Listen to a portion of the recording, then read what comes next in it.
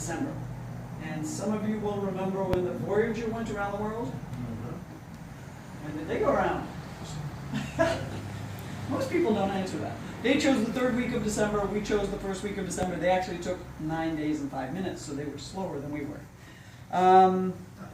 And so the weather is pretty benign around that time. We know there are no hurricanes running across the Atlantic in December. Weather people will tell you there are no cyclones running across the Pacific in December. So that's what we chose. Okay, the biggest part of this is figuring out your route and your stops. And as I said, the stops you've got to keep to a minimum. So which is still U.S. territory.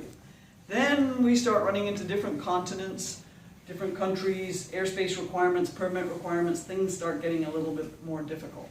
So my plan was Chiang Mai, Thailand. I had a Mooney pilot friend who lived in Thailand that was going to help me with that area of the world. Over India, Salalah, Oman. Another Mooney pilot friend had stopped in Salalah, small airport, quick customs and immigration. Smaller airports are much better. Quick in and out. Then Djibouti on the east side of Africa. I had stopped there in 2003. Not the greatest place in the world, but they have a lot of activity, and so they're pretty quick with customs and immigration. Then I had trouble finding where to stop in West Africa. Researched it, finally chose Bamako, Mali, right here. You know where Timbuktu is? Yeah.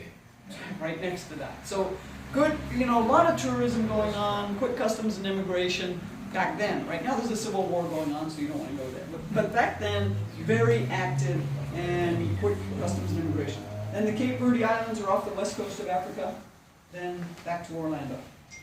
So, what kind of distances are we looking at? Hawaii to Guam, 3,200 nautical miles. Djibouti to Mali, 3,200 nautical miles, K4. But I had installed GAMI injectors so I could run lean of peak. So we were looking at 7.9 gallons an hour. When we're really heavy at the start, running higher power settings, we have to run a little bit more gas. As we drop the weight from running the gas, we could back off on the power settings, back off on the mixture, and get down to 7.3 gallons per hour. Oh, altitude. Yeah, well, the most efficient for this engine and plane combination is between 6 and 10. But over the Rockies we had to go at 12, over India we were at 12, over Yemen we were at 16. That was a requirement to get the permit. So the altitude changed a little bit. But Planes would even go to 16? Pardon? Their Mooney Mooney would will even go go to to 16? Yes, I've been there before in Mexico. Yeah. And we were going to be light. That was a short leg.